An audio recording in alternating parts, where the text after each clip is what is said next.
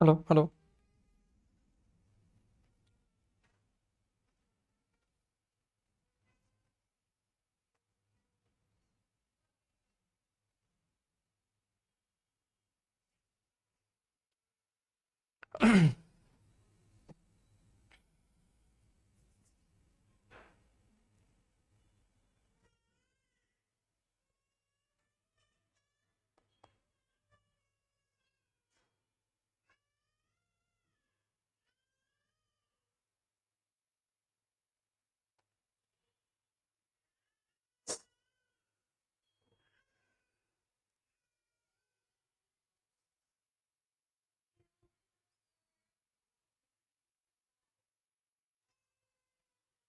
আচ্ছা, fine. I think we are live নাও।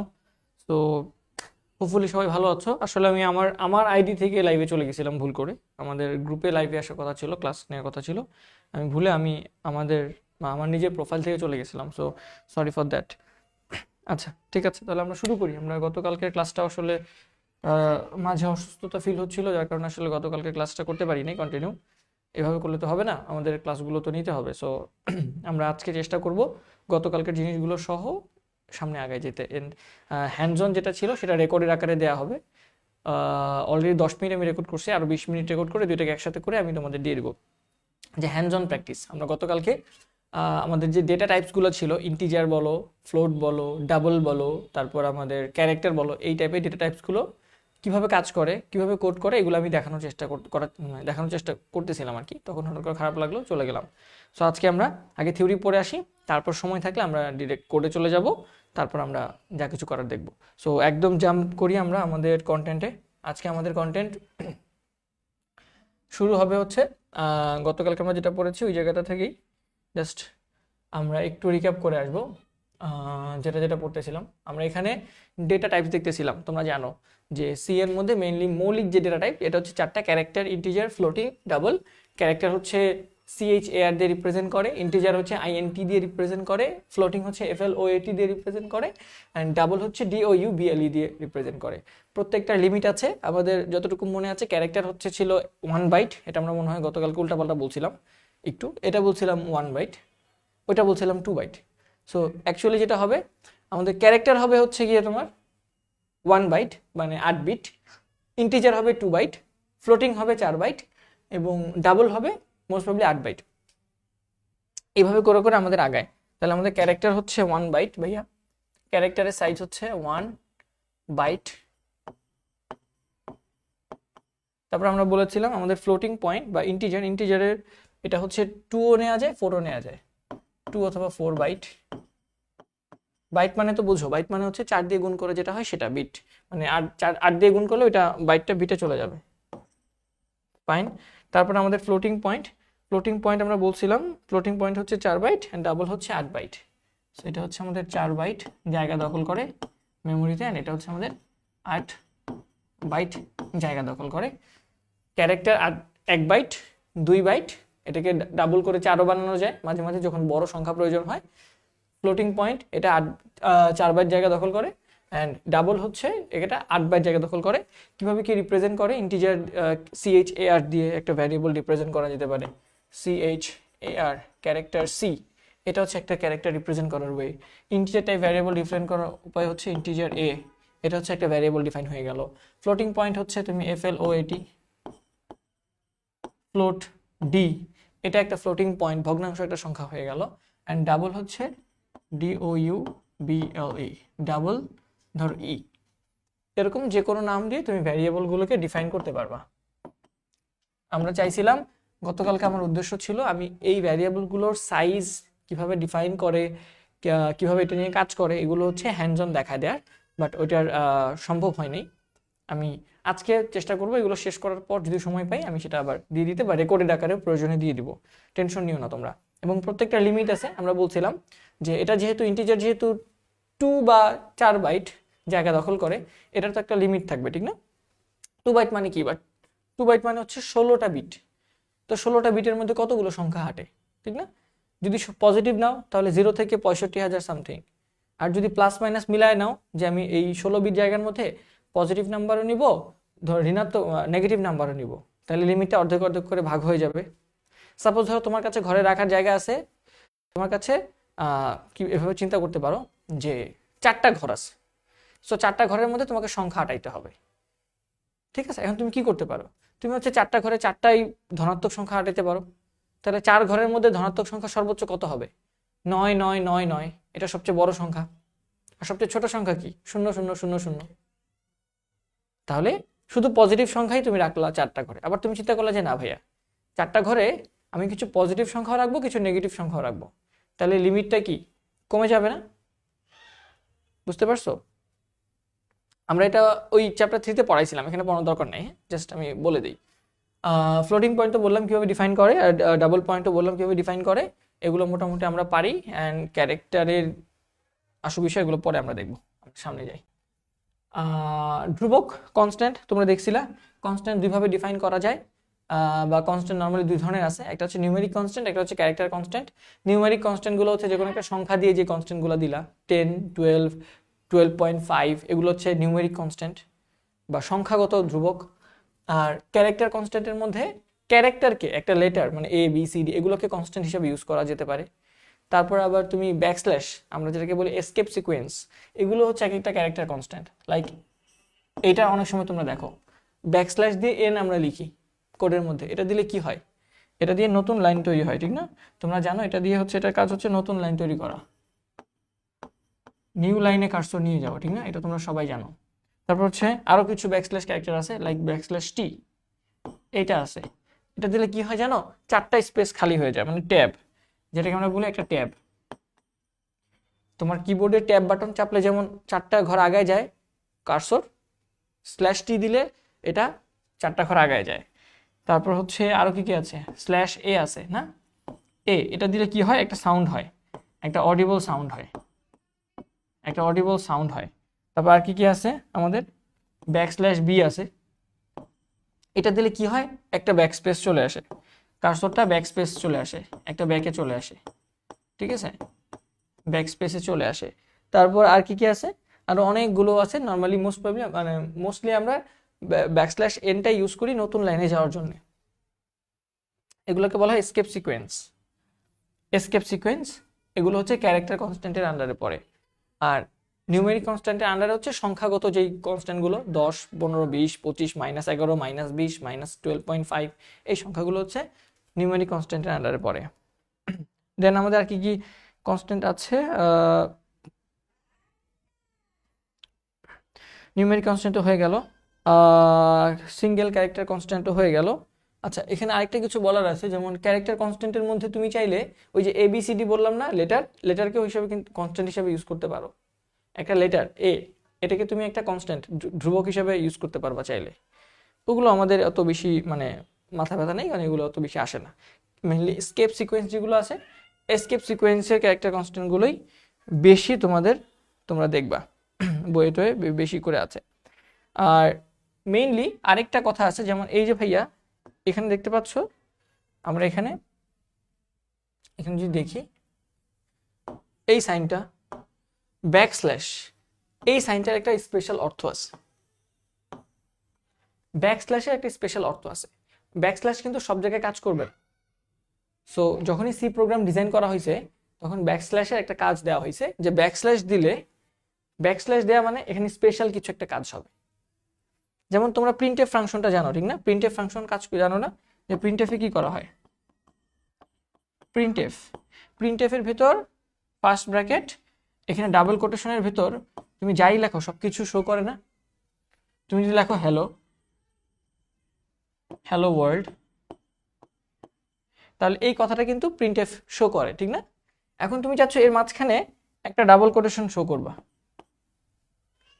বা hello দিয়ে ডাবল কোটেশন দিয়ে ওয়ার্ল্ড, এই কথাটা তুমি প্রিন্ট করবা, এটা দেখবা কাজ করবে না। তুমি কম্পিউটারে কোড লেখার সময় এটা লেখো, দেখবা কাজ করবে না। কারণ কম্পাইলার কি করবে জানো? এই যে এই ডাবল কোটেশনের সাথে এই ডাবল কোটেশনের প্যাচ লাগাই দিবে। কারণ কম্পাইলার তো বুঝে নাই যে তুমি এই ডাবল কোটেশন দিয়ে শুরু বুঝাইছো নাকি এই ডাবল কোটেশন দিয়ে শেষ বুঝাইছো। কম্পাইলার কি করবে জানো? কম্পাইলার মনে করবে এটা হচ্ছে শুরু, এটা হচ্ছে শেষ, সে শুধু হ্যালোটা প্রিন্ট করবে। সি প্রোগ্রামের কম্পাইলার এমন করে ডিজাইন করে দেওয়া আছে, তুমি যদি এই কোডটা লেখো তো সে শুধু হ্যালোটা প্রিন্ট করবে, ওয়ার্ল্ডটাকে প্রিন্ট করবে না। কিন্তু আমাদের উদ্দেশ্য কি এটা? আমরা চাচ্ছি হ্যালো হবে, প্রিন্ট হবে, তারপর ডাবল কোটেশনের ভিতর ওয়ার্ল্ড প্রিন্ট হবে। আমাদের উদ্দেশ্য হচ্ছে আমরা চাই কি হবে, এখানে লিখে দেই, আমরা চাই হ্যালো ওয়ার্ল্ড প্রিন্ট হবে, হ্যালো ডাবল কোটেশন দিয়ে ওয়ার্ল্ড, এটা প্রিন্ট হবে, এটা আমাদের উদ্দেশ্য। বাট এটা প্রিন্ট করার জন্য তুমি প্রিন্টএফ ফাংশনের নিয়ম জানো যে ডাবল কোটেশনের ভিতর লিখতে হয়, যা লেখো তাই শো করে। তো ডাবল কোটেশন ফার্স্টে দিলা, তারপর ভেতরে তুমি এই কথাটা হুবহু ধরে এনে লিখে দিলে, কিন্তু কাজ করবে না, কারণ কম্পিউটার বুঝবে না যে এই কোটেশনটা আসলে কি।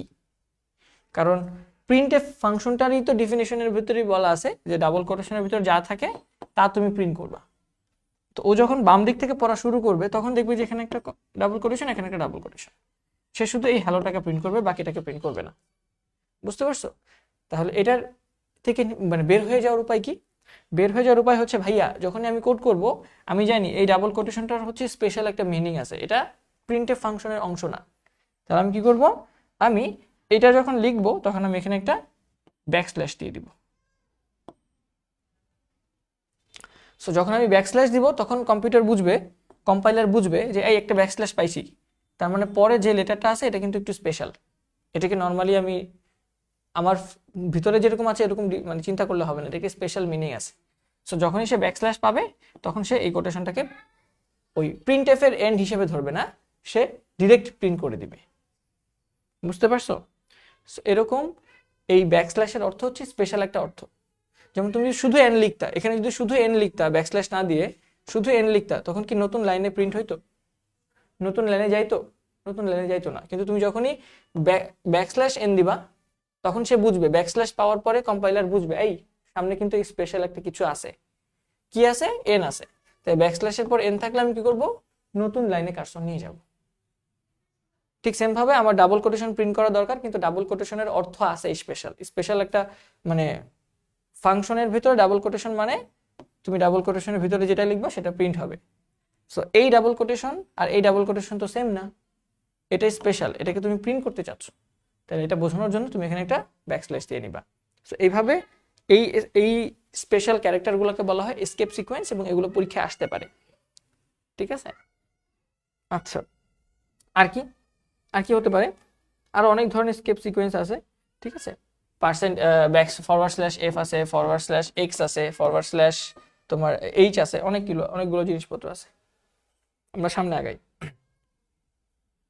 আচ্ছা, তাহলে কনস্ট্যান্ট ঘোষণা, আমরা যেমন দেখছিলাম ডেটা টাইপ বা ভ্যারিয়েবল ঘোষণার নিয়ম আছে, যে একটা ভ্যারিয়েবল মানে একটা চলক যেখানে মান চেঞ্জ হবে, একটা পাত্র রাখতে চাচ্ছ যেখানে কোনো মান টান রাখবা তুমি ইউজ করার জন্য, ইন্টিজার এ, ফ্লোট বি, তারপর ডাবল সি, ক্যারেক্টার ডি, এগুলো বলছিলাম না, এগুলো হচ্ছে একটা ভ্যারিয়েবল ডিফাইন করা। সো এই কনস্ট্যান্টগুলোকে ডিফাইন করার জন্য তোমাদের কি আছে? আমাদের কিছু নিয়ম আছে। যেমন একটা হচ্ছে ডিফাইন প্রি প্রসেসর দিয়ে, আর একটা হচ্ছে কনস্ট কিওয়ার্ড দিয়ে। তুমি দুইভাবে একটা ভ্যারিয়েবলকে ডিফাইন করতে, মানে একটা কনস্ট্যান্টকে ডিফাইন করতে পারবা। ডিফাইন হ্যাশ ডিফাইন দিয়ে, ওই যে ডেফিনিশন সেকশনের মতো আমরা দেখাইছিলাম না, যে আমরা একটা সি প্রোগ্রামের উপরে কি লিখতে পারি, আমরা এই যে ইনক্লুডের পর, হ্যাশ ইনক্লুডের পর আমরা হ্যাশ ডিফাইন এই ওয়ার্ডটা লিখতে পারি। ডিফাইন দিয়ে তুমি কোন একটা চলো কনস্ট্যান্টকে ডিফাইন করবা, কি করতে পারো? ডিফাইন তুমি বলতে পারো যে ম্যাক্স হচ্ছে কত দিবা, আমরা কত দিতে পারি, 50-60 যেটা সেটা দিয়ে দেওয়া যেতে পারে। আমরা কত দিব, তোমার নিজের মতো একটা মান ধরে নেওয়া, যে আমি এরকম একটা কিছু চাচ্ছি যে ভাইয়া আমার যখনই কেউ কোর্স প্রাইসের কথা জিজ্ঞেস করবে আমি আমার মতো করে দিই, আমরা যেহেতু অলরেডি ইউজ করছি। সো কোর্স প্রাইস একটা ওয়ার্ড থাকবে, বা কি দিতে পারি, ম্যাক্স জিপিএ, হ্যাঁ এরকম একটা দিতে পারি, যে ম্যাক্স জিপিএ, ম্যাক্স সিজিপিএ। এটা মানে কি, যে ম্যাক্সিমাম সিজিপিএ কত সম্ভব, কোথাও 4 কোথাও 5। আমরা এসএসসিতে এইচএসসিতে জিপিএ 5 আউট অফ কিছু পাই, ইউনিভার্সিটিতে কিন্তু বেশিরভাগ ইউনিভার্সিটিতে 4 আউট অফ মার্কিং করা হয়। ঠিক আছে, জিপিএ সিজিপিএ 4 আউট মার্কিং করা হয়। সো ম্যাক্স সিজিপিএ তুমি এখানে দিয়ে রাখলা 400। তাহলে যখনই তুমি চাচ্ছ ম্যাক্স সিজিপিএ নামে একটা ভ্যারিয়েবল থাকুক যেটার মান ফিক্সড, কোথাও ম্যাক্স সিজিপিএ লিখলে অটোমেটিক সেখানে 4 ইউজ হবে। ঠিক আছে, তাহলে এটা তুমি আগে থেকেই প্রোগ্রামে ওপরে কোথাও লিখে রাখলা। অথবা তুমি এভাবে করতে পারো, যে কনস্ট কিওয়ার্ড ইউজ করে, যে প্রোগ্রামের ভেতরে কোথাও, প্রোগ্রামের ভেতরে, মেইনের ভিতরে, তুমি যে কোনো জায়গায় বা মেইনের উপরে তুমি এখানে লিখতে পারতো যে কনস্ট।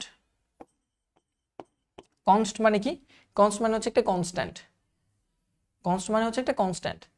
কনস্ট কিওয়ার্ড ইউজ করবা, এরপর তুমি যেভাবে ইচ্ছা সেটা, ধরো তুমি একটা ইন্টিজার ভ্যালু বা একটা ফ্লোট ভ্যালু ডিফাইন করতে যাচ্ছ, FLOAT, এবং এই ফ্লোট ভ্যালুর মান কত, লাইক ধরো ফ্লোট ভ্যালুর মান তুমি ডিক্লেয়ার করলা যে কনস্ট ফ্লোট, তুমি এখানে ইউজ করলা যে minimum GPA, mean CGPA equal to কত দিলা, মিন সিজিপিএ দিলা 2.00, 2.00, এখানে একটা সেমিকোলন দিতে হবে।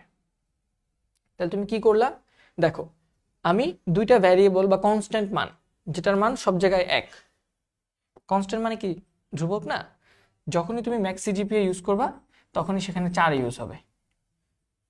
তো সাপোজ চিন্তা করো তোমার প্রোগ্রামে 100 জায়গায় লিখতে হয় ম্যাক্স সিজিপিএ, তাহলে 100 জায়গায় 4 না লিখে তুমি যদি জাস্ট সব জায়গায় max GPA max GPA max GPA লিখে ফেলো, তারপর এখানে এসে শুধু 4 দিয়ে দাও, তাহলে কি জিনিসটা সহজ হয়ে গেল না?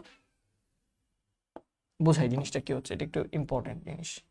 ধরো একটা প্রোগ্রাম তুমি লিখতেছো, অনেক বড় একটা প্রোগ্রাম, শত শত লাইনের কোড, অনেক কত, এখানে তুমি কোথাও একবার ম্যাক্স জিপিএ ইউজ করছো, ঠিক আছে, আবার কোড করছো, অনেক কোড করছো, অনেক কোড, অনেক লাইনের কোড লিখছো, আবার তুমি এখানে একটা জিপিএ ইউজ করা লাগছে তোমার, ম্যাক্স জিপিএ না, ধর এখানে তোমার 4 ইউজ করা লাগছে, 4, এখানে তোমার 4 ইউজ করা লাগছে জিপিএ, আরো কোড লিখছো তুমি, শত শত লাইন কোড লিখছো, আবার এখানে তুমি 4 ইউজ করছো।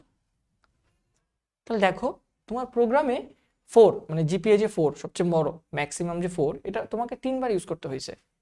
তো এখন যদি তোমার কিছুদিন পরে বলে যে না আমাদের ইউনিভার্সিটিতে জিপিএ 5 এ কাউন্ট করা লাগবে, তখন কি করবা তুমি?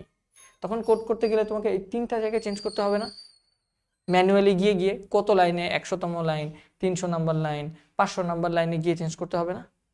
বাট তুমি যদি এটা না করতা, তুমি যদি জাস্ট এখানে এই কাজটা করতা যে আমি এখানে 4 লিখবো না, আমি এখানে 4 4 4 লিখবো না, আমি এখানে এই জায়গাটায় লিখবো ম্যাক্স জিপিএ, ম্যাক্স জিপিএ লিখলাম, এখানেও আমি লিখবো ম্যাক্স জিপিএ, এখানেও আমি লিখবো ম্যাক্স জিপিএ, আর আমি শুরুতে একদম প্রোগ্রামের শুরুতে ডিফাইন করে দিয়ে আসবো ডিফাইন ম্যাক্স জিপিএ, এটা হচ্ছে 4। এতে কি হবে, তো প্রোগ্রামের শুরুতেই তুমি বলে দিছো যে ম্যাক্স জিপিএ যেখানে যেখানে ইউজ করবো সেখানে ওই জায়গায়, ওই কথাটার জায়গায় 4 ইউজ করবা, তাহলে এখানে অটোমেটিক 4 ইউজ হবে, এখানে অটোমেটিক 4 ইউজ হবে, এখানে অটোমেটিক 4 ইউজ হবে। কোনো ইউনিভার্সিটি যদি বলে যে না আমাদের ইউনিভার্সিটি 5 এ ক্যালকুলেট করতে হবে, তুমি জাস্ট ওখানে এসে চেঞ্জ করবা, প্রোগ্রামের ভিতর ঢুকবা, ঢুকে তুমি বলবা যে এখানে 4 ছিল, এখানে আমি 5 বানাই দিই, শেষ, এখানে 5 বানাই দিবা, সব জায়গায় অটোমেটিক 5 হয়ে যাবে। তাহলে এইভাবে আমরা এই কনস্ট্যান্টের ইউজটা করতে পারি। এবং কনস্ট্যান্ট দুইভাবে ডিফাইন করা যায়, একটা হচ্ছে ডিফাইন দিয়ে জাস্ট নাম দিবা, ভ্যালু দিয়ে দিবা, অটোমেটিক সে ফ্লোটিং, এটা ভগ্নাংশ নাকি ইন্টিজার নাকি ক্যারেক্টার বুঝে নেবে। একটা হচ্ছে কনস্ট কিওয়ার্ড দিয়ে, কনস্ট কিওয়ার্ড দিলে তোমাকে কোন টাইপের ভ্যারিয়েবল সেটা বলে দিতে হবে, যেটা একটা ভগ্নাংশ, এবং একটা নাম দিবা, নাম দিয়ে তার ভ্যালু দিবা, এবং শেষে একটা সেমিকোলন দিতে হবে। ডিফাইনের মধ্যে কিন্তু এরকম সেমিকোলনের ব্যাপার নাই, আবার কোন টাইপের ভ্যারিয়েবল নিচ্ছ সেটা টাইপও বলে দিতে হয় না।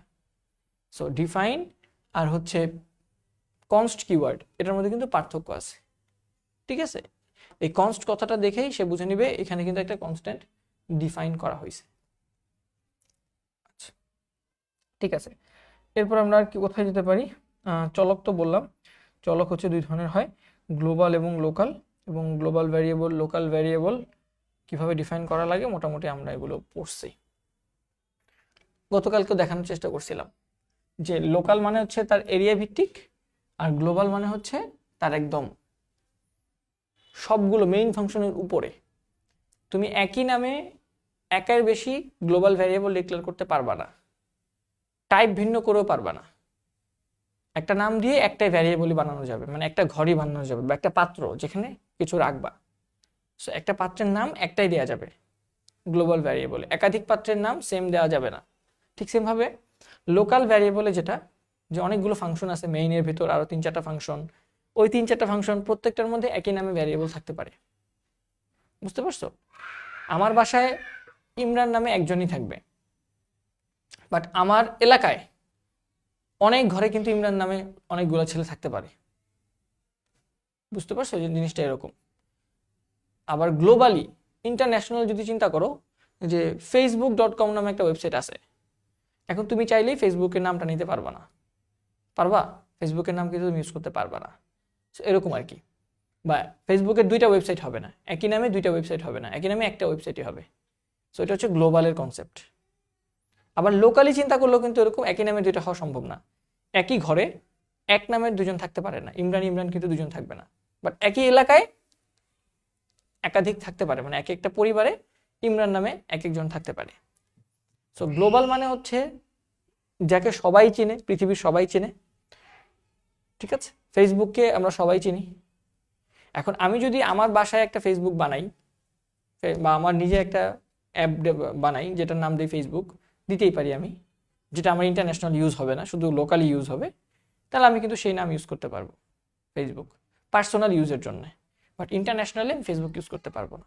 ঠিক সেমভাবে গ্লোবাল ভ্যারিয়েবলে তুমি যদি কোনো একটা নামকে ডিফাইন করে আসো, কোনো ভ্যারিয়েবলকে ডিফাইন করে আসো, সেটাকে সবাই চিনবে এবং যে কোনো জায়গা থেকে তার নাম ডাক দিলে তাকে আমি পাবো। কিন্তু লোকাল যে ভ্যারিয়েবল আছে তার নাম আমি দিতে পারবো, গ্লোবালের মতোই দিতে পারবো, কিন্তু তাকে আবার আমার বাইরে, এলাকার বাইরে কেউ চিনবে না। তো এগুলো আমরা অনেকবার বলছি, এগুলো আর বলতেছি না। আর ভ্যারিয়েবল ডিফাইন করারও ওয়ে আছে অনেকগুলো। ভ্যারিয়েবল নামকরণের নিয়ম আছে কতগুলো, আমরা বলছিলাম যে শুরুতে ডিজিট দেওয়া যাবে না, সর্বোচ্চ 31টা ক্যারেক্টার ইউজ করতে পারবা নামের মধ্যে। তারপর তোমার ভেতরের ভেতরে হাইফেন ইউজ করা যাবে না, ঠিক না? হাইফেন ইউজ করা যাবে না।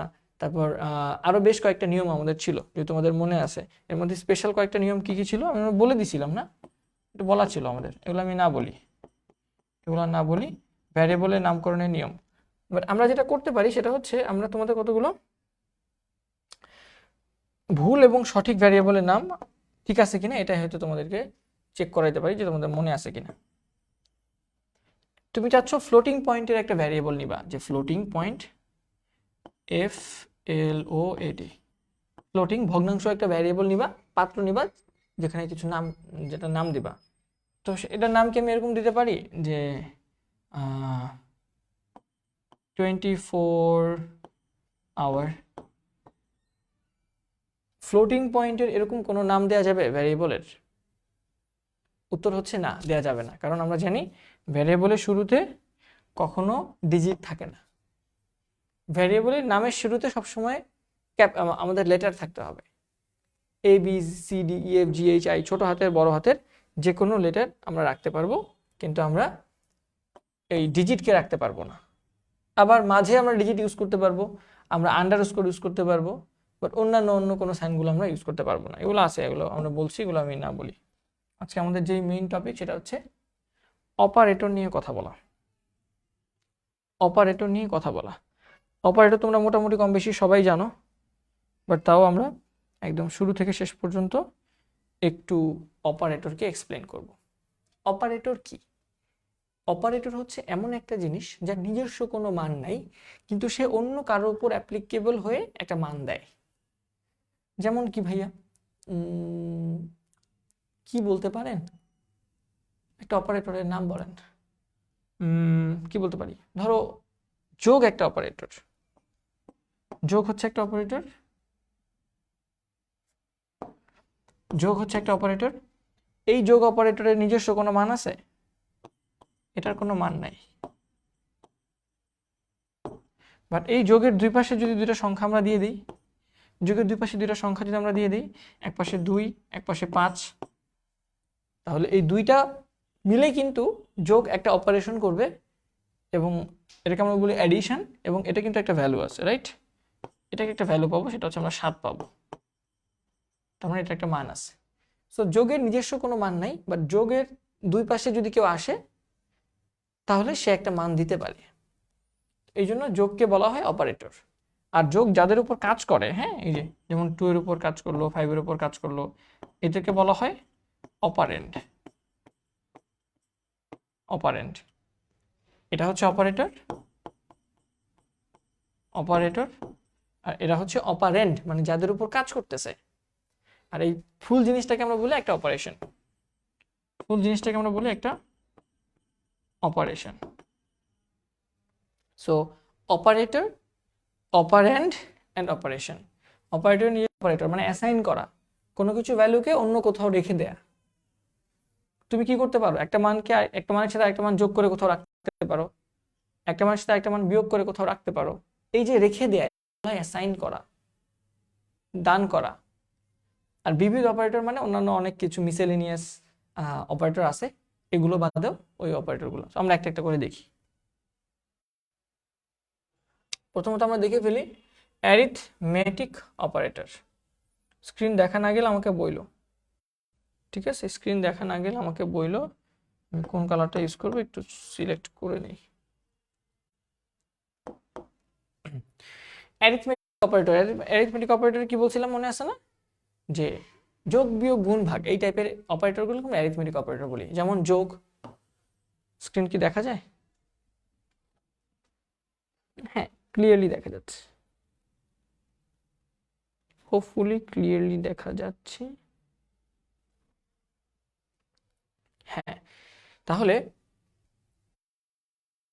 এই অপারেটরটাকে আমরা বলছি, বা এই ধরনের অপারেটর যোগ, বিয়োগ, গুণ, ভাগ, তারপর ইনক্রিমেন্ট করা, ডিক্রিমেন্ট করা, এগুলোকে আমরা বলি হচ্ছে অ্যারিথমেটিক বা বীজগণিতীয় অপারেটর। যোগ বিয়োগ গুণ ভাগের কথা বলার দরকার নেই, এটার কথা বলি, পার্সেন্টেজের কথাটা বলি। পার্সেন্টেজের কথাটা বলি, এটা হচ্ছে একটু স্পেশাল। এই অপারেটর হচ্ছে একটু স্পেশাল। এটার নাম কি? এটার নাম হচ্ছে মডুলাস অপারেটর। মডুলাস অপারেটর কি করে? মডুলাস অপারেটর হচ্ছে দুইটা সংখ্যাকে ভাগ করে ভাগশেষটাকে রাখে। ভাগশেষটাকে রাখে, ভাগশেষটাকে কোথাও রেখে দেয়, ভাগশেষটাকে কোথাও রেখে দেয়। ঠিক আছে, মডুলাস অপারেটর কি করে? ভাগশেষকে কোথাও রেখে দেয়। যেমন আমি যদি তোমাকে বলি যে এরকম 2 মডিউলো 4, এটা মানে কি? 2কে 4 দিয়ে ভাগ করলে, 4কে 2 দিয়ে ভাগ করলে ভাগশেষ কত হবে সেটা। 4কে 2 দিয়ে ভাগ করলে ভাগশেষ কত হবে? 0 হবে না? ভাগশেষ 0 হবে, কারণ নিঃশেষে বিভাজিত হয়। আবার 4কে যদি আমি উল্টা করলেও হবে, সমস্যা নেই, একই কথা। সো আমি এটাকে জাস্ট লিখে, আমরা হ্যান্ডস অন প্র্যাকটিস দেখলে তখন একটু ভালো করে বুঝবো। সো আমি এটাকে জাস্ট বলে দিই, এখানে ভাগশেষটাকে রাখবো, ভাগশেষ পাওয়া যায়। মডুলাস অপারেটরটা ইউজ করলে ভাগশেষ পাওয়া যায়। তুমি যেমন এখানে করলা বি ভাগ এ, বি কে এ দিয়ে ভাগ করলে যত হয় সেটা রাখলা। ধরো বি এর মধ্যে রাখছে সাপোজ 4, আর এর মধ্যে রাখলা সাপোজ 2, তাহলে 4কে এ দিয়ে ভাগ করলে ভাগশেষ কত হয়? 2, ভাগফল হয় 2, ভাগের অ্যান্সার। বাট এখন তুমি যেটা করলা, বি এর মধ্যে রাখলা 5 আর এর মধ্যে রাখলা 2, তাহলে 5 মডুলাস 2 মানে কি? 5 2 দিয়ে ভাগ করলে ভাগশেষ যত হয় সেটা রাখো। তাহলে 5কে 2 দিয়ে ভাগ করলে ভাগশেষ কত হবে? 2 একে 2, 2 দুগুণে 4, 5-এর মধ্যে 2 হচ্ছে 4 পর্যন্ত যায়, তাহলে ভাগশেষ থাকে 1, তাহলে এটার উত্তর হবে 1। এখানে আমি বলে দিই 1।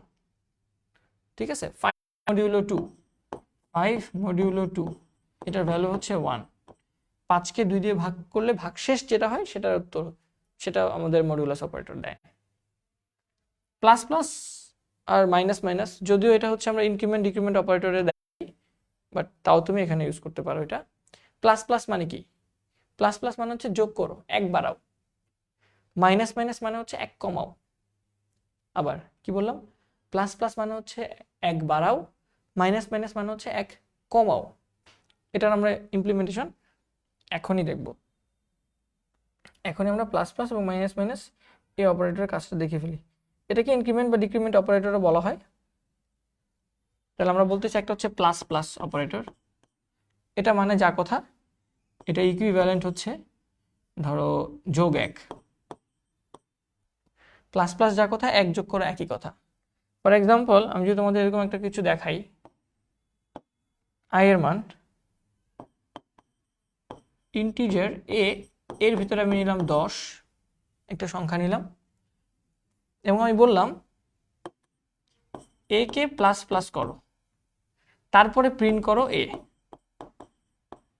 প্রিন্ট করো এর ভ্যালু পার্সেন্ট ডি কমা এম্পারসেন্ট না, শুধু এ, শুধু এ।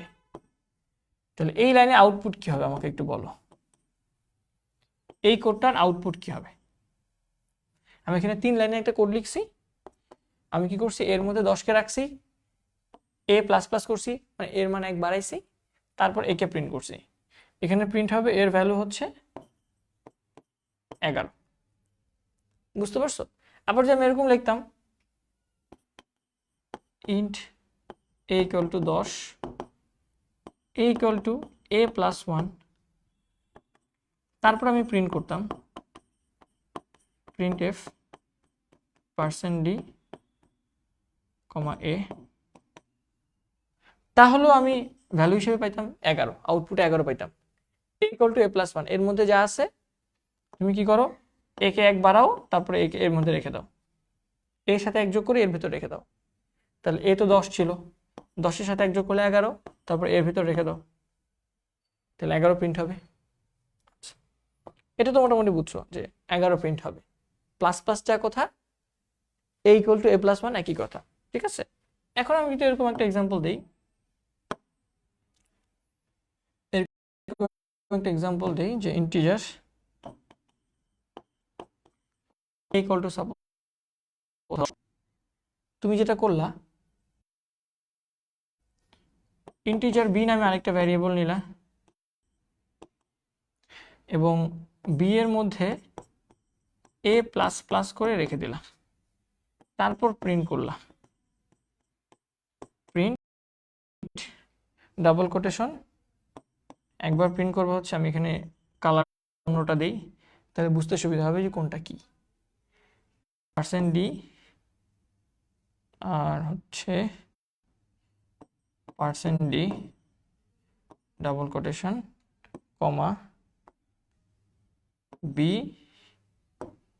কমা এ।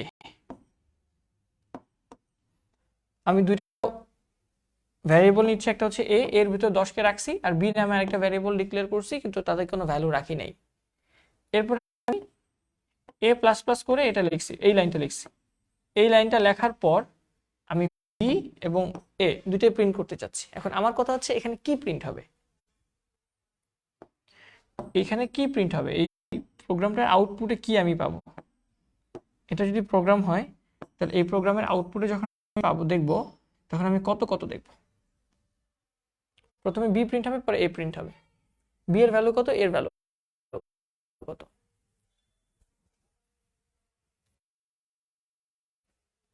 বি এর ভ্যালু কত, এর ভ্যালু কত। এখানে আরেকটু যদি আমি ক্লিয়ার করে দেই, আরেক ভ্যালু, আরেকটা ভ্যারিয়েবল আমি নেই, বি নিলাম, এখানে কমা দিয়ে সি নামে আমি আরেকটা ভ্যারিয়েবল নিলাম, দেখা যায় না, দেখালে সবুজ কালার ইউজ করি, সি নামে আরেকটা ভ্যারিয়েবল নিলাম, ঠিক আছে? এবং আমি এখানে একটা কাজ করি, সেটা হচ্ছে সি ইকুয়াল টু লিখি, সি ইকুয়াল টু লিখবো আমি প্লাস প্লাস এ, এবং সি এর ভ্যালুটাও প্রিন্ট করতে চাচ্ছি, এখানে আমি সি এর ভ্যালুটাও প্রিন্ট করব, এখানে আমি সি এর ভ্যালু প্রিন্ট করব, যার কারণে আমি এখানে আরেকটা পার্সেন্ট ডি দিয়ে দিই, এখানে সি দিয়ে দিই। তাহলে আমার প্রিন্ট এফ ফাংশনের ভিতর কি কি প্রিন্ট করতেছি দেখো, প্রথমে সি এর ভ্যালু, পরে বি এর ভ্যালু, পরে এর ভ্যালু।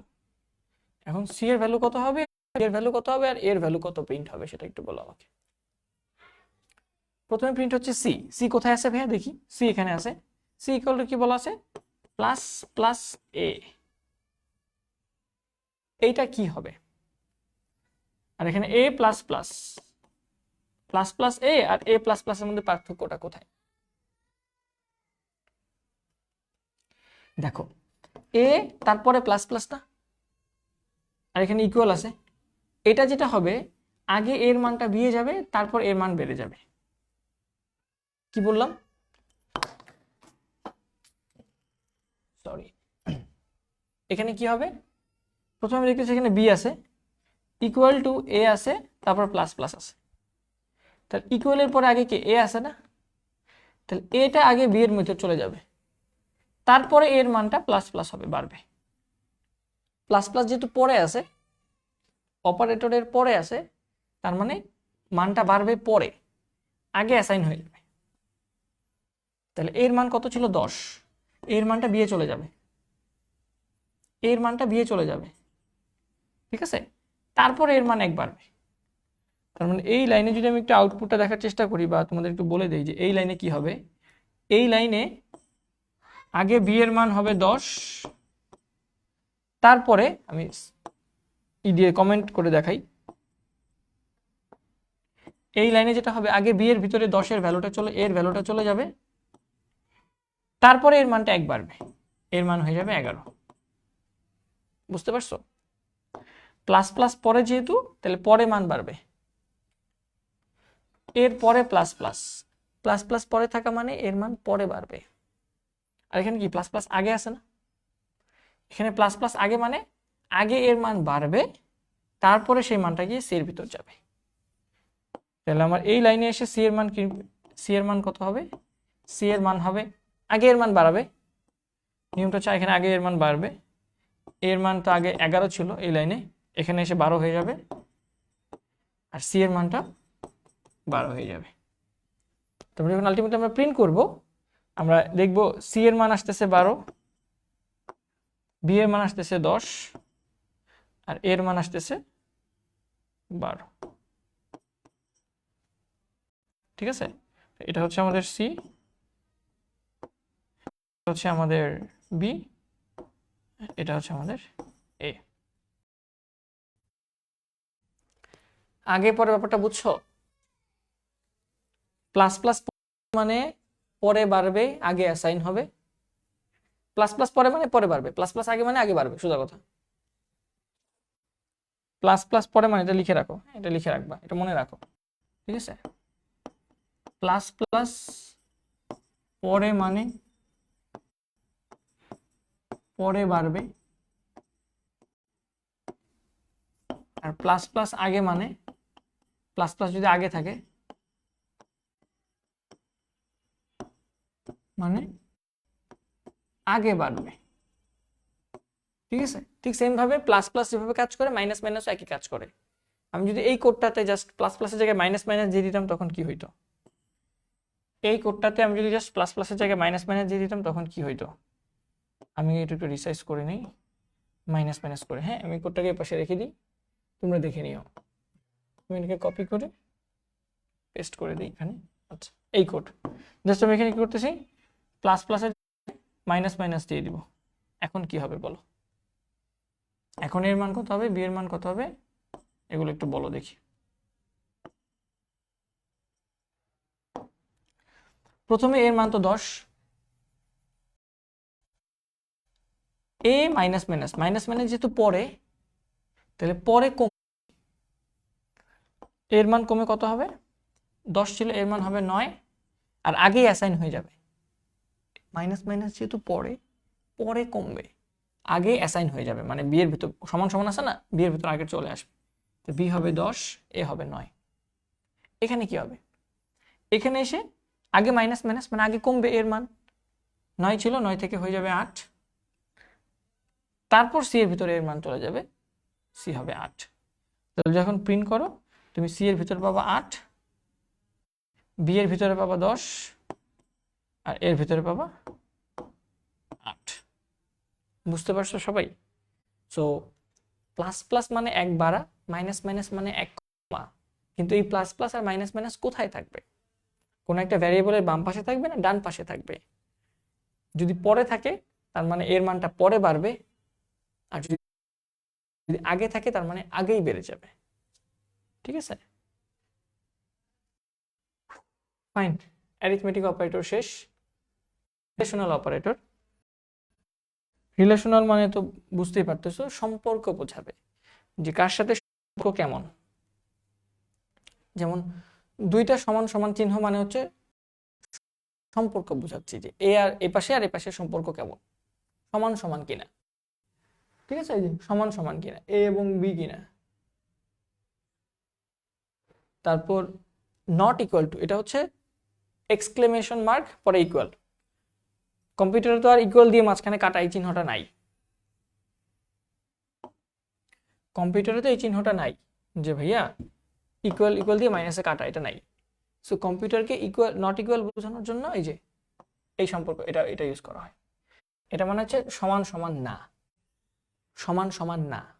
ঠিক আছে, এই যে এ এবং B, A not equal to B, এবং এ এবং বি এর মান আসলে একটা দিয়ে দেওয়া উচিত, যেহেতু এখানে এ এবং বি এর মধ্যে সম্পর্ক দেখাচ্ছে। তাহলে ধরো এর মান 10 আর বি এর মান হচ্ছে ধরো 20, দুইটা মান নিয়ে নিলাম। তাহলে আমি যদি এ ইকুয়াল ইকুয়াল বি লিখি, এই জিনিসটা কি সত্য কথা না মিথ্যা কথা? এ এর ভিতরে 10 রাখলাম, বি এর ভিতরে 20 রাখলাম, এরপর বললাম এ ইকুয়াল ইকুয়াল বি, এটা কি সত্য না মিথ্যা? এটা মিথ্যা কথা না? তাহলে এ ইকুয়াল ইকুয়াল বি মানে হচ্ছে মিথ্যা কথা বা মিথ্যা। মিথ্যা মানে এখানে উত্তর হিসেবে আসবে 0। মিথ্যা, মিথ্যা মানে আসলে এই জিনিসটা এক্সিকিউট করে তোমাকে এখানে 0 দিবে কম্পিউটার।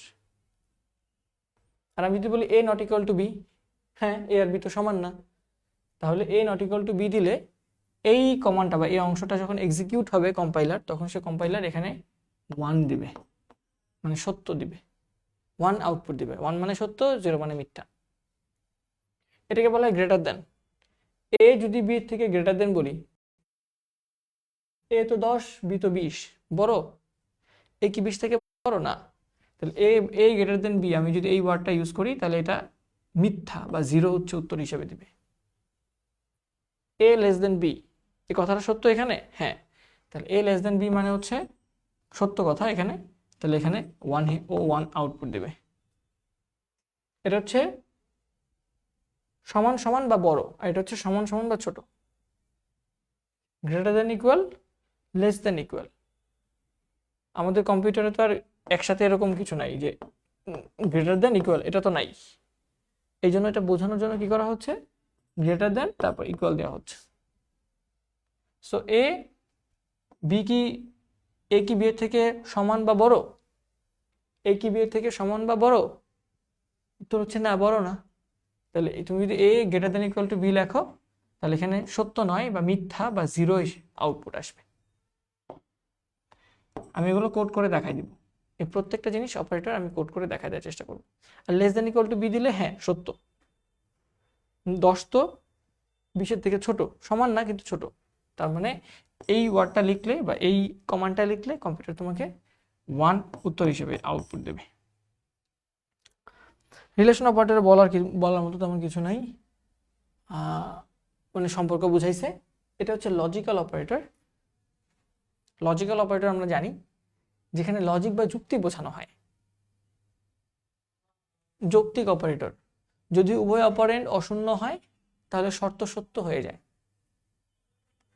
উভয় অপারেন্ড অশূন্য হয় মানে শূন্য না। যেমন ধর আমি বললাম 2 and 5, এটা মানে কি? একটা সংখ্যা নিলাম 2, আমি বললাম 2 and 5, এটা মানে কি? এটা মানে কি? বা তুমি চিন্তা করো a and b, এটা মানে কি?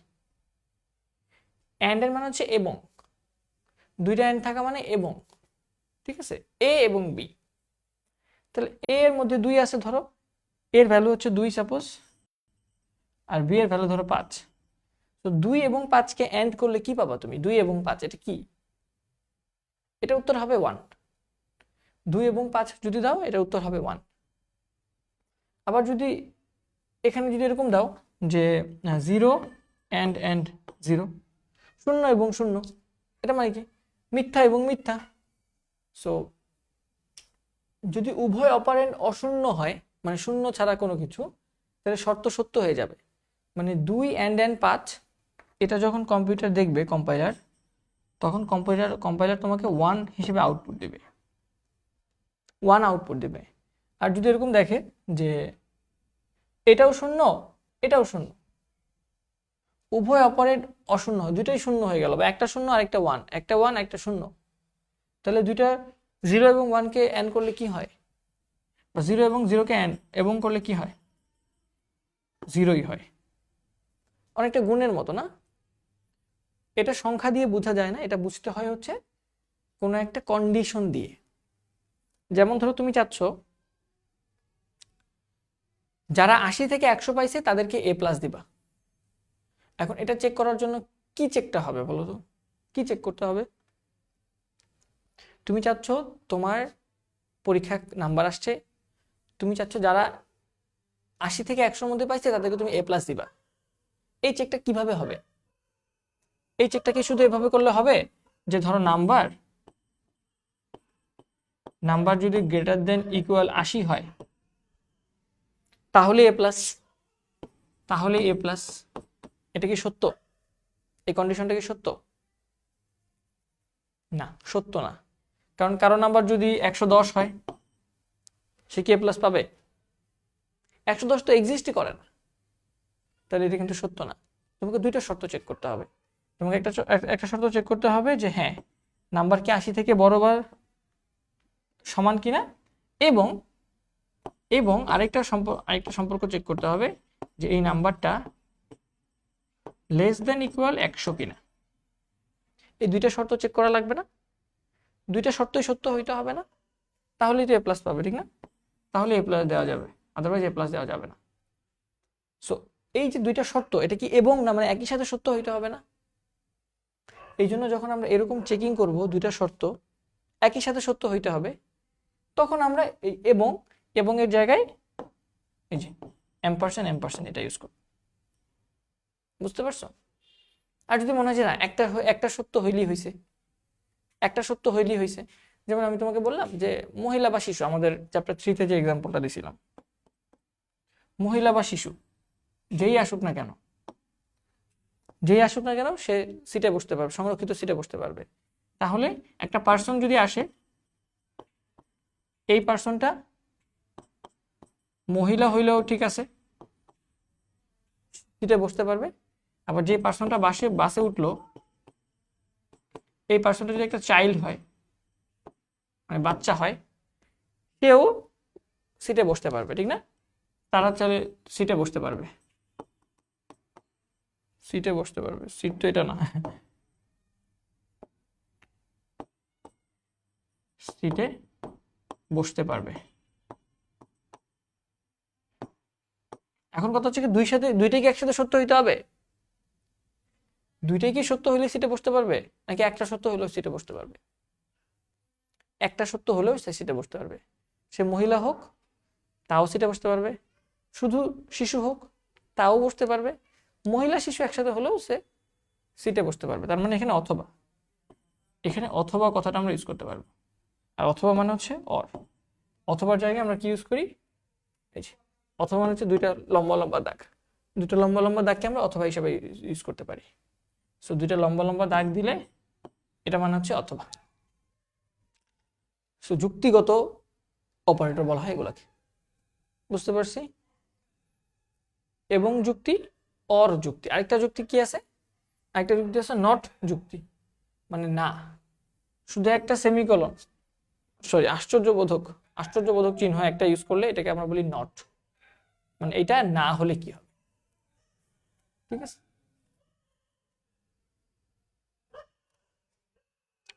বিটওয়াইজ অপারেটরটা হচ্ছে বিট বাই বিটকে যোগ করতে পারে, মানে ওই অ্যান্ড করতে পারে, অর করতে পারে, নট করতে পারে, এক্সঅর করতে পারে। 4টা অপারেটর আছে বিটওয়াইজ। যেমন আমি যদি বলি একটা সংখ্যা হচ্ছে 10, 10 মানে কত বাইনারিতে? 1010। আর আরেকটা সংখ্যা নাও, ধরো 11 একটা সংখ্যা বি, এটার ভ্যালু কত? 1011। ঠিক না? তুমি চাইলে যেটা করতে পারো, এই দুইটা সংখ্যাকে অ্যান্ড করতে পারো, অ্যান্ড করা মানে হচ্ছে এবং লজিক। অ্যান্ড গেট মনে আছে? অ্যান্ড গেটে কি হয়? অ্যান্ড গেটে শুধুমাত্র ওই যে 1 আর 1 থাকলে উত্তরে 1 হয়, বাকি সব জায়গায় 0 হয় না? 0 আর 0 অ্যান্ড করলে 0, 0 1 অ্যান্ড করলে 0, 1 0 অ্যান্ড করলে 0, শুধু 1 আর 1 অ্যান্ড করলে 1 হয়। তাহলে তুমি চাচ্ছ এগুলো বিট বাই বিট, তুমি চাচ্ছ এই সংখ্যাগুলোকে বিট বাই বিট অ্যান্ড করবা, অর করবা, নট করবা। বিট বাই বিট অ্যান্ড করবা, অর করবা, নট করবা, এটা চাচ্ছ তোমার, এটা তোমার উদ্দেশ্য। বিট বাই বিট অ্যান্ড করবা, অর করবা, নট করবা। ঠিক আছে, তাহলে এই সংখ্যাগুলোকে আমি আবার লিখে দিই ভালো করে। অ্যান্ড করবা, অ্যান্ড করা মানে কি বলো তো? কি হবে এখানে? বিট বাই বিট অ্যান্ড করলে 0 আর 1 কে অ্যান্ড করলে 0, 1 আর 1 কে করলে 1, 0 0 করলে 0, 1 আর 1 কে করলে 0। সো এই দুইটা সংখ্যাকে তুমি যদি অ্যান্ড করো, বিট বাই বিট অ্যান্ড করো, তাহলে উত্তর হিসেবে আসবে 1 0 1 0। তুমি যদি অর করো, অর করা মানে হচ্ছে অর অপারেশন। অর করা মানে হচ্ছে অর অপারেশন অথবা অর গেট, মনে আছে না? 0 0 হলে 0, 0 1 হলে 1, 1 0 হলে 1, 1 1 হলে 1। তাহলে অর অপারেশন করলে 0 আর 1 মিলে উত্তর হবে 1, 1 আর 1 মিলে তো 1, 0 আর 0 মিলে 0, 1 আর 1 মিলে 1। এই দুইটা সংখ্যাকে তুমি যদি বিট বাই বিট অর করো তাহলে এটা পাবা 1 0 1 1।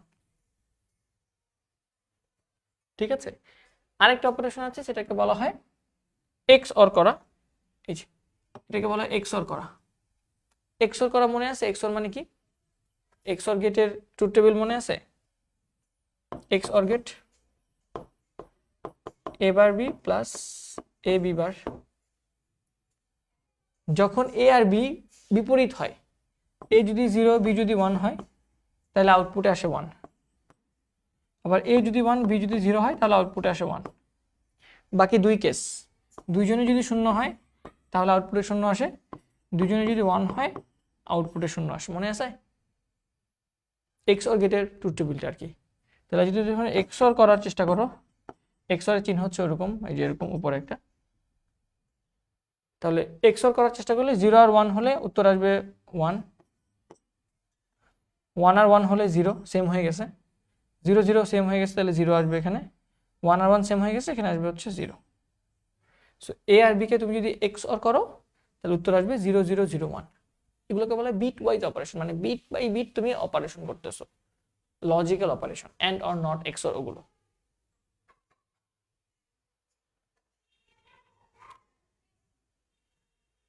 Finally last but not the least, assignment operator.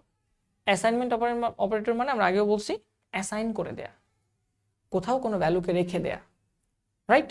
So equal মানে তো বোঝোই যে রেখে দাও। এই যে এ প্লাস বি যোগ করে সি এর ভিতর রেখে দাও। প্লাস ইকুয়াল মানে কি? প্লাস ইকুয়াল মানে আগে যোগ করো তারপরে অ্যাসাইন করো। এই যে সি প্লাস ইকুয়াল টু এ, এটা মানে কি? এটা মানে হচ্ছে তুমি, এটা মানে হচ্ছে C equal to C plus A, মানে সি এর সাথে এ কে যোগ করো তারপর অ্যাসাইন করো। ইকুয়াল চিহ্ন মানে অ্যাসাইন করা। তাহলে প্লাস ইকুয়াল কি হবে? যোগ করে অ্যাসাইন করা। কার সাথে যোগ হবে? সি এর সাথে এ কে যোগ করে সি এর ভিতর রেখে দাও। মাইনাস ইকুয়াল মানে কি? মাইনাস ইকুয়াল মানে মাইনাস করে অ্যাসাইন করো। সি মাইনাস ইকুয়াল এ মানে হচ্ছে সি এর সাথে সি থেকে এ বিয়োগ করো তারপর সি এর ভিতর রেখে দাও। ইনটু ইকুয়াল গুণ করে সমান মানে বসায় দাও। স্ল্যাশ ইকুয়াল ভাগ করে তারপর অ্যাসাইন করো। পার্সেন্টেজ ইকুয়াল মডুলাস করো, মডুলাস করে তারপর বসায় দাও। সি মডুলাস ইকুয়াল এ, এটা মানে কি? C equal to C modulus A. C আর এ কে মডুলাস করো, ভাগশেষ যেটা পাবো সেটা সিতে রেখে দাও। লেস দেন ইকুয়াল, এটা মানে কি? শিফট করে অ্যাসাইন করা। শিফটিং এর ব্যাপারটা এখন বুঝাবো। গ্রেটার দেন ইকুয়াল মানে হচ্ছে তুমি রাইট শিফট করে তারপর অ্যাসাইন করো। অ্যান্ড ইকুয়াল মানে হচ্ছে তুমি বিট ওয়াইজ এবং করো তারপর অ্যাসাইন করো। তারপর এটা হচ্ছে এক্সক্লুসিভ ইকুয়াল মানে ওই যে XOR করো তারপর এটাকে অ্যাসাইন করো, আর এটা হচ্ছে অর অর ইকুয়াল মানে হচ্ছে আগে তুমি অর করো, বিটওয়াইজ অর করো, তারপর সেটাকে রেখে দাও। প্রত্যেকটা ডেফিনেশন এখানে দেয়া আছে, প্রত্যেকটা ডেফিনেশন এখানে দেয়া আছে। আমি পরে পেজে গিয়ে তোমার এই শিফট অপারেটরগুলো একটু ভালো করে বোঝানোর চেষ্টা করব। শিফট অপারেটরটা খুবই বেশি ইম্পর্টেন্ট। আচ্ছা, ফর এক্সাম্পল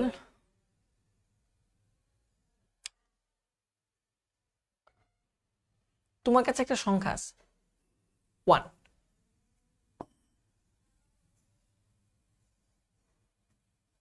1, বা 2 বা 4 নিলে মনে হয় বেশি বেটার হয়, তাহলে বুঝতে সুবিধা হবে। আমি 4 নেই সাপোজ। তোমার কাছে একটা সংখ্যা আছে কত, ধরো a, সেটার ভ্যালু হচ্ছে 4, a এটার ভ্যালু হচ্ছে 4। তুমি যদি এরকম একটা অপারেশন লেখো যে a গ্রেটার দেন, এটা মানে হচ্ছে রাইট শিফট করা। গ্রেটার দেন কি লিখবা?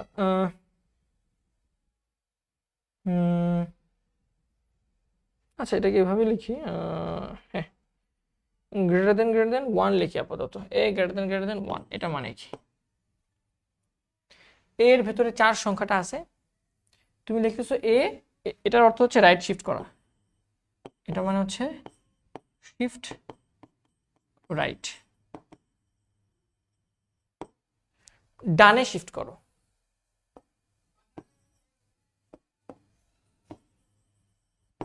a গ্রেটার দেন 1 মানে হচ্ছে a কে ডানে শিফট করো। কতটুকু ডানে শিফট করবে? 1 ঘর ডানে শিফট করবা, 1 ঘর ডানে শিফট করবা, মানে ডান দিকে সরাই দিবা।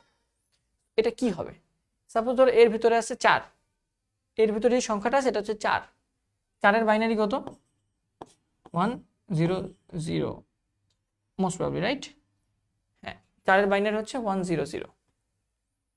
এটাকে 1 ঘর শিফট করা, 1 ঘর শিফট করা মানে হচ্ছে তুমি এই যেখানে 1 আছে, 1টাকে 1 ঘর ডানে নিয়ে যাবা। তাহলে 1টা 1 ঘর ডানে চলে গেলে কি হবে? এটা এরকম হয়ে যাবে না, 0 1 0 1 0 0। এই সংখ্যাটাকে 1 ঘর ডানে শিফট করা মানে কি? এই 1টাকে 1 ঘর ডানে শিফট করায় ফেলবা, বা এই ডান থেকে একটা বিটকে বাদ দিয়ে দিবা, বের করে দিবা ঘর থেকে। ঠিক আছে, একটা ঘরকে বের করে দাও। এভাবে চিন্তা করো যে ভাই এটা আমার লিমিট, এটা আমার লিমিট, এটা আমার লিমিট। আমি কি করলাম?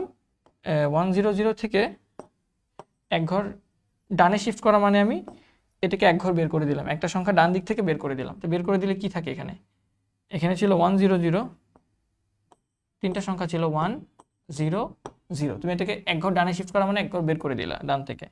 তাহলে কি হবে? এটা এরকম হবে না? তো এটা মানে কি? 1 0 মানে কি? 1 0 মানে কিন্তু 2, 1 0 মানে 2, মনে আছে তোমার? 1 0 মানে হচ্ছে আসলে 2 বাইনারি, বুঝতে পারছো? তারপর তুমি, আমি বললাম এখানে আবার, এখানে এসে বললাম আমি আবার আবার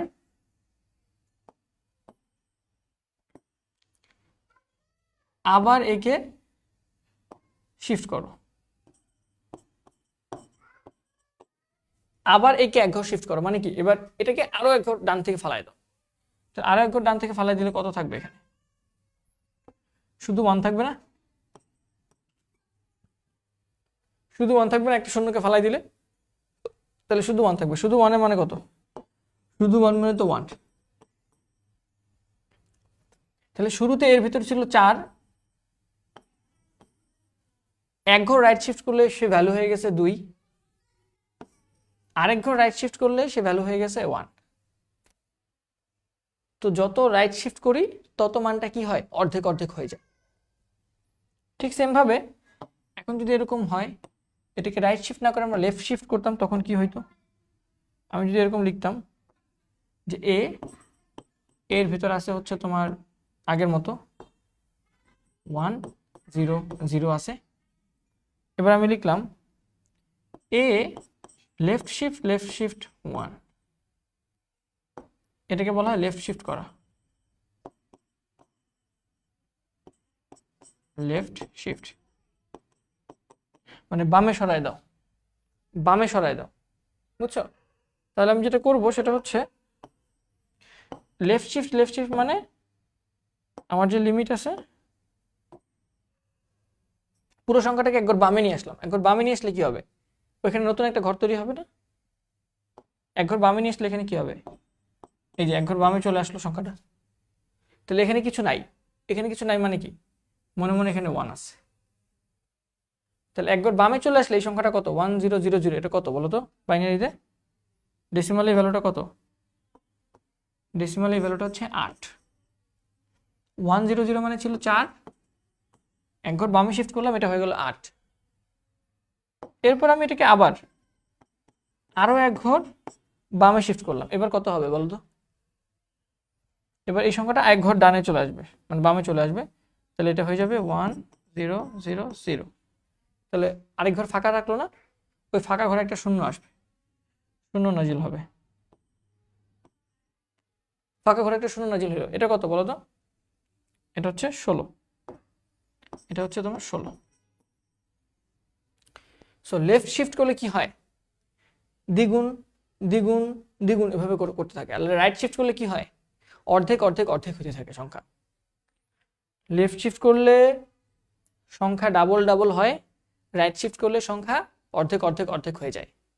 এখন এখানে আমি লেফট শিফট 1 দিছি দেখে 8 হয়েছে, বাট আমি যদি এটা না দিই এটা করতাম, আমি যদি এটা করতাম, ধরো এর মধ্যে আমার ভ্যালু আছে হচ্ছে লাইক ধরো এরকম আছে, আমি এটা বলতাম লেফট শিফট 2, এটা মানে কি?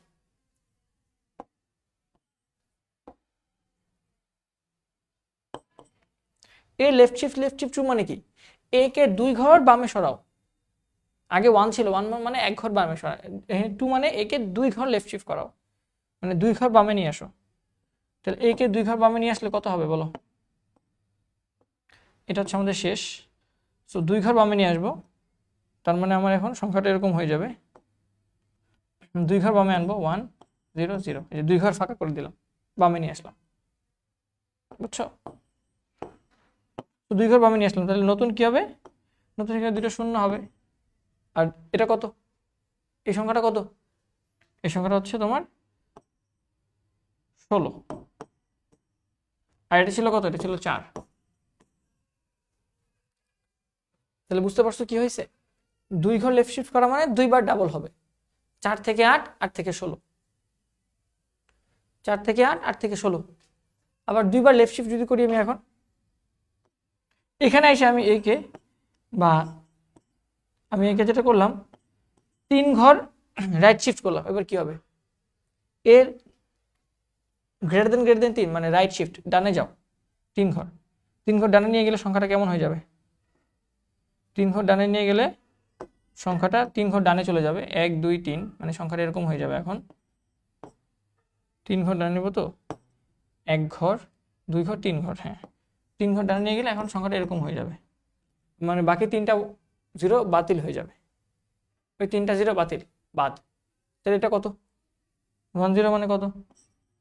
10 মানে 2। তাহলে 16 হইলো, 16কে 3 ঘর রাইট শিফট করলাম মানে 3 ঘর ডানে সরাই দিলাম, 3 ঘর ডানে সরাই দিলে থাকে হচ্ছে 2, মানে 3 বার কমবে। 16কে একবার কমলে হয় 8, 8কে আরেকবার কমলে হয় 4, 4-এর অর্ধেক করলে হয় 2। এই যে সো যদি এটাও বুঝে থাকো, আমার আরেকটা কোয়েশ্চেন, সেটা হচ্ছে এটাকে আমি এখানে রাখি তোমাদের বোঝার সুবিধার্থে। ধরো আমি এবার এর মধ্যে রাখলাম কত দিব?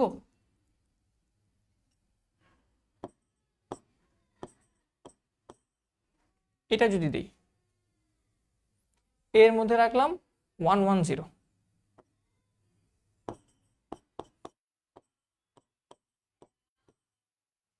এবং এখন আমি বললাম কে 2 ঘর বা এক ঘর করবা? আচ্ছা হ্যাঁ, এক ঘর করো, এক ঘর লেফট শিফট করলাম, কত হবে? এ কে এক ঘর লেফট শিফট করলো, এটা মানে কি? এক ঘর বামে নিয়ে আসো, যে লেফট শিফট মানে এদিকে বোঝানো যাচ্ছে, এদিকে নিয়ে আসো। তাহলে এদিকে নিয়ে আসলে এবার হবে একদিক, এটা এদিকে চলে আসবে, একটা নতুন ঘর তৈরি হবে, সেখানে 0 আসবে। এটা কত বলো? আগে তো ছিল সংখ্যাটা কত? আগে ছিল 110 মানে 6, এখন কত হয়েছে এটা? এখন কত হয়েছে?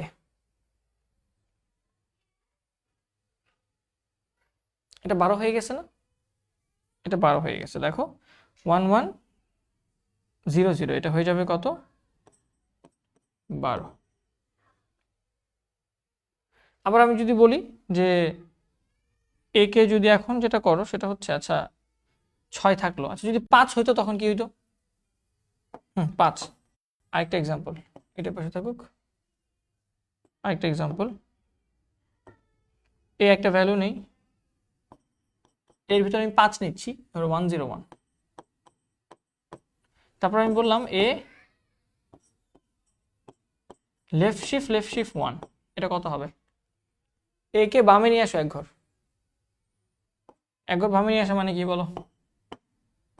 বামে নিয়ে আসা মানে এক ঘর এদিকে নিয়ে আসবো, তাহলে এটা হয়ে যাবে 101, নতুন একটা ঘর তৈরি হবে, ওই ঘরে আসবে ভ্যালু 0। এটা কত? 1010 মানে কত? 10। 1010 মানে 10, তাহলে এটার ভ্যালু ছিল ভাই 5, এটা হয়ে গেছে 10, মানে ডাবল। লেফট শিফট করা মানে ডাবল হবে একবার। কয়বার ডাবল হবে? একবার। বাট যদি এটা লেফট শিফট না করে আমি রাইট শিফট করতাম তখন কি হইতো? লেফট শিফট না করে আমি যদি এটাকে রাইট শিফট করতাম তখন কি হইতো এটা বলো? এক ঘর রাইট শিফট করতাম তাহলে কি হইতো?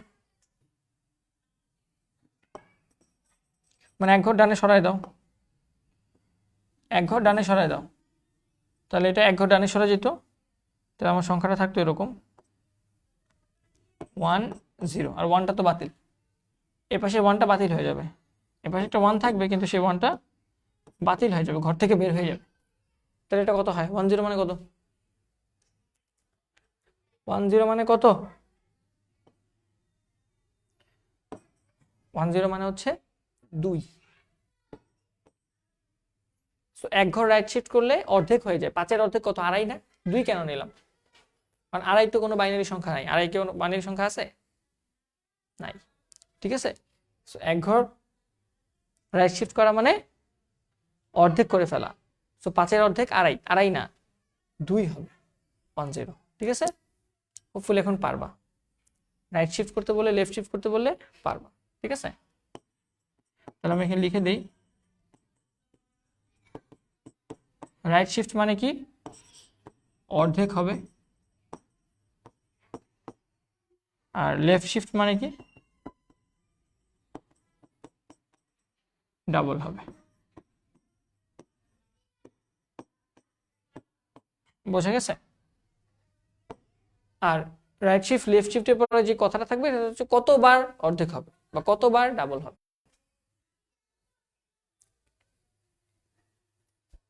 এখন আমি বললাম 5কে তুমি এক ঘর না করে 2 ঘর রাইট শিফট করো, তখন কি হবে? 2 ঘর রাইট শিফট মানে 2বার অর্ধেক হবে। 5-এর অর্ধেক হয়ে 2 হইলো, আড়াই হওয়ার কথা কিন্তু আড়াই তো হবে না, 2 হবে, 2-এর অর্ধেক হয়ে 1 হবে, ঠিক আছে। সো 5কে 2বার রাইট শিফট করলে 2বার অর্ধেক হবে, লেফট শিফট করলে বাড়বে, রাইট শিফট করলে কমবে। আবার কি বললাম? ডানে গেলে কমবে, বামে গেলে বাড়বে, ডানে গেলে অর্ধেক হবে, বামে গেলে ডাবল হবে। কত ঘর ডানে যাচ্ছ, কত ঘর বামে যাচ্ছ, এটার উপর ডিপেন্ড করে কতবার ডাবল হবে, কতবার অর্ধেক হবে। ওকে, ক্লিয়ার? হ্যাঁ, অপারেটর নিয়ে আমার মনে হয় না তেমন কিছু আছে। আরো কিছু একটা আরেক অপারেটর আছে, এটা এরকম একটা অপারেটর আছে যে এখানে কোনো একটা কন্ডিশন চেক করো, তুমি একটা শর্ত চেক করো, শর্তটা যদি সত্য হয়, ট্রু হয় তাহলে এখানে যে কাজটা বলবা সেটা হবে। আর শর্তটা যদি মিথ্যা হয়, এখানে যে শর্ত চেক করো, যে রিলেশন চেক করতেছো, রিলেশনটা যদি মিথ্যা হয়, যদি ফলস হয়, তাহলে এখানে যে কথাটা লিখবা সেই কথাটা কাজ করবে, সেই এক্সিকিউশনটা হবে। বুঝছো? তিনটা জিনিস, সেমিকলন, একটা কোশ্চেন বোধক চিহ্ন, একটা সেমিকলন, এখানে একটা শর্ত থাকে, এখানে একটা কাজ বলে দাও, এখানে একটা কাজ বলে দাও। যদি এই কন্ডিশনটা সত্য হয় তাহলে এই কাজটা হয়, কন্ডিশনটা যদি মিথ্যা হয় মানে ভুল কোনো চেক করো তুমি এখানে, তাহলে এখানে দ্বিতীয় কাজটা হবে। আরো কিছু অপারেটর আছে, যেমন সাইজ অফ নামে কিছু অপারেটর আছে। সাইজ অফ, তুমি যদি তোমার কম্পিউটারে কোনো কিছু সাইজ বের করতে চাও, যেমন ইন্টিজার ভ্যারিয়েবলটার সাইজ কত, তাহলে সাইজ অফ নামে একটা অপারেটর আছে, বা এটা দিয়ে ভিতরে যেটাই দিবা সেটার সাইজ বলে দিবে সি প্রোগ্রাম। তো সাইজ অফ নামে কিছু অপারেটর আছে, সো এগুলো হচ্ছে বিবিধ অপারেটরের মধ্যে পড়ে, এগুলো তোমরা জাস্ট একটু রিডিং পড়লে আমার মনে হয় হয়ে যাবে। সো মোরলেস অপারেটর শেষ, ভ্যারিয়েবল শেষ, কনস্ট্যান্ট শেষ, ইনক্রিমেন্ট ডিক্রিমেন্ট শেষ, রাইট শিফট লেফট শিফট শেষ, তারপর বিটওয়াইজ অপারেটরও শেষ, রিলেশনাল অপারেটরও শেষ, লজিক্যাল অপারেটরও আমাদের মোটামুটি শেষ। সো আমরা তাহলে অপারেটর শেষ করে দিলাম। সো এই পর্যন্ত থাকুক আজকের ক্লাস।